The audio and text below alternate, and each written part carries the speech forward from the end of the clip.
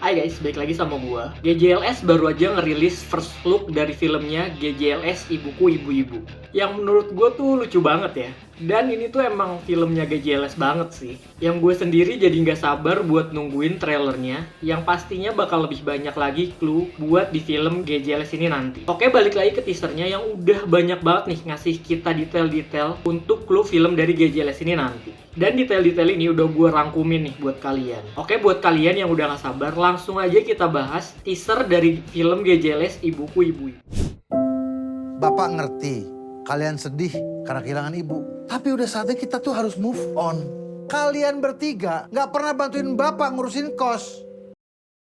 Teaser ini dibuka dengan logo Amadeus Cinemakna yang ngewujudin mimpi GJLS buat bikin filmnya sendiri. Kemudian scene berpindah ke Patio yang diperankan oleh Bucek, bapak dari GJLS. Yang kemungkinan sih itu foto dari mantan istrinya yang udah berpisah, yang juga merupakan ibu dari GJLS. Tapi di sini kita nggak bisa ngeliat jelas nih tampak dari ibunya. Yang berikutnya, Patio mencium dan memeluk foto tersebut. Jika kita lihat, di belakangnya terlihat pajangan dengan orang mendorong kerbau. Yang mungkin aja ini bisa dimaksudkan dengan GJLS yang ingin mendorong Patio untuk tidak menikah lagi. Dan di background, Patio yang ngajak GJLS untuk move on. Tapi udah saatnya kita tuh harus move on. Kayaknya sih ibunya ini baru aja meninggal ya. Di scene berikutnya terlihat Patio datang ke tempat kosnya dan di pagarnya bertuliskan kos Patio, ada kamar kosong. Dan penghuni kos yang terlihat komplain ke Patio sebagai penjaga kos. Jika kita lihat di kosnya ini udah menggunakan AC, tapi ada orang yang kipas-kipas kepanasan. Bisa jadi di kosnya ini lagi ada masalah seperti masalah AC atau masalah listrik yang ngebuat penghuni kosnya ini kepanasan. Dan Patio yang meminta GJLS untuk bantu ngurusin kos karena kosnya ini sedang banyak masalah dan banyak penghuni kos yang komplain. Oke, next. Tapi kan Pak, kita bertiga kerja Pak. Halah, kamu tuh cuman MC dangdutan yang goyangnya lebih erotis daripada biduannya sendiri. Terlihat GJLS, Rispo, Hifzi, dan Rigen dengan muka sedih. Dan kalau kita lihat di sini, Hifzi dan Rigen menggunakan baju bermotif dengan celana polos. Sedangkan kebalikannya, Rispo yang menggunakan baju polos dengan celana bermotif. Kayaknya di sini emang sengaja Rispo dibedain dan emang dibuat Rispo itu dibuat paling beda di antara mereka. Selanjutnya Patio yang nyebutin satu profesi dari mereka sekarang, Hifzi yang menjadi MC dangdut yang goyangannya lebih heboh dari biduannya, Rigen yang sebagai pawang hujan, dan Rispo yang pengangguran dan kerjaannya cuma main judol. Scene selanjutnya kita bisa lihat Hifzi yang berjoget di panggung dangdutan diiringi dari lagu Orkes Pensil Alis yang berjudul Kipas Angin Kesedot Sampah. Grup musik dari Hifzi itu sendiri, Muktintut dan teman-temannya. Yang di scene setelahnya kita bisa lihat lebih jelas lagi, justru Hifzi yang lebih dikerubungin sama penonton daripada biduannya yang sepi sama penonton. Dan di belakangnya ada spanduk bertuliskan Kampung Pasir Kali yang jadi daerah fiksi dari film GJLS ini. Oke, lanjut. Gen, mau sampai kapan jadi pawang hujan? Mau lawan alam terus?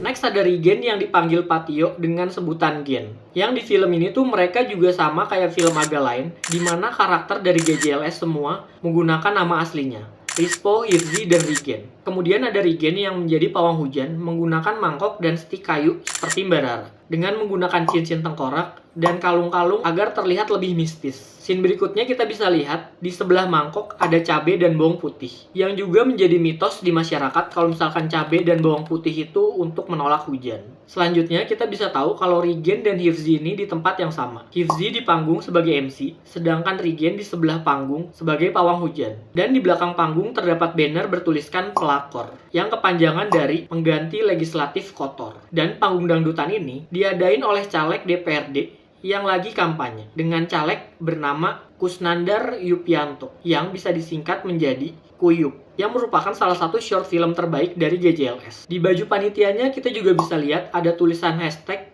Coblos Kuyup dan Pak Kusnandar yang berasal dari Partai Merakyat dengan logonya domba berwarna ungu. Dan Pak Kusnandar ini bernomor urut 3 yang juga merupakan jumlah dari GJLS sebanyak 3 orang. Kemudian di atas panggung kita juga bisa lihat ada Pak Kusnandar yang ikut berjoget. Kalau kita lihat di scene sebelumnya, salah satu panitia mulai melihat ke atas dengan ekspresi khawatir. Bisa jadi di tempat itu udah mulai mendung. Dan Rigen akhirnya berusaha keras untuk mencegah hujan dan terdengar suara kentut.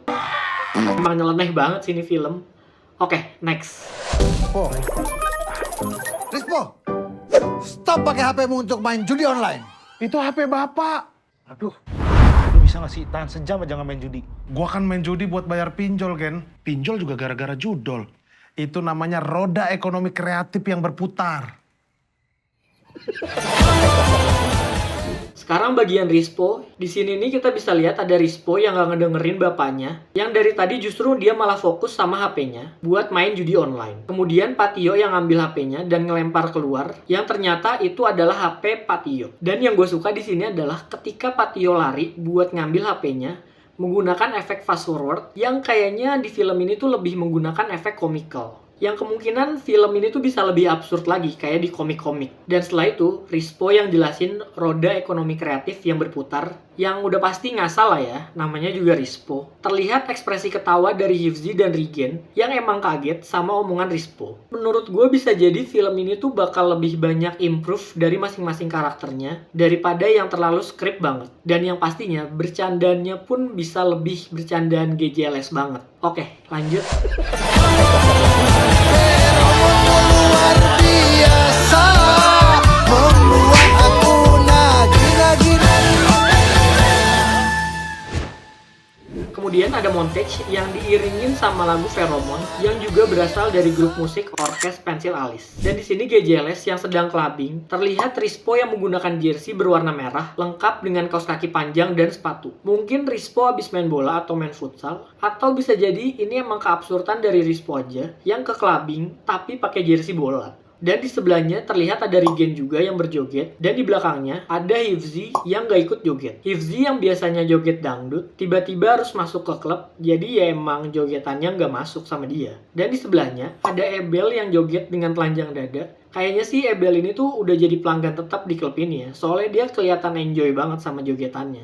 Di shot berikutnya ada Nadia Ariana yang berperan sebagai Fanny. Di sini Fanny membawa tas besar hitam. Kayaknya sih Fanny ini tuh jadi penghuni baru buat di kos-kosannya si Patio. Dan efek angin dari kipas sate milik penghuni kos yang di awal teaser. Kemudian ada Luna Maya yang kaget. Apakah di sini Luna Maya jadi ibu dari GJLS atau Luna Maya ini karakter yang akan menggantikan ibu GJLS? Dan terlihat di sini Luna Maya yang kaget akan sesuatu. Apakah kaget dengan Rispo atau dengan hal lain? Next ada Rigen, Hifzi, dan Rispo yang duduk di sofa, di mana Rispo nampar pipi dari Hifzi. Dan di sebelah dari GJLS ini ada foto dari Rispo. Yang kalau menurut gua mereka ini kakak adik, dan kakak pertamanya itu Hifzi, kemudian yang kedua itu Rigen, dan yang paling bungsu adalah Rispo. Karena emang kelihatan banget di sini Rispo yang masih kekanak-kanakan. Kemudian ada Rigen, Rispo, dan Hifzi yang berlari meneriaki ibu, yang sepertinya ini adegan setelah acara dangdutan tadi. Rigen yang masih menggunakan baju pawang hujan, dan Hifzi yang bajunya udah kebuka abis joget dangdut di panggung.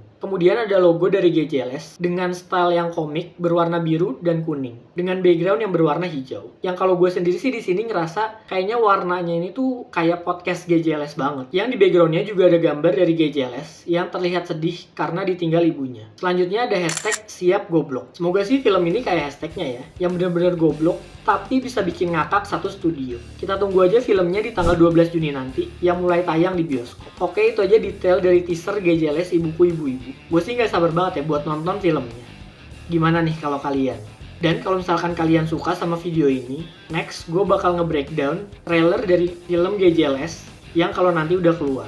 Gimana menurut kalian? Tulis jawaban kalian di kolom komentar ya. Let's discuss.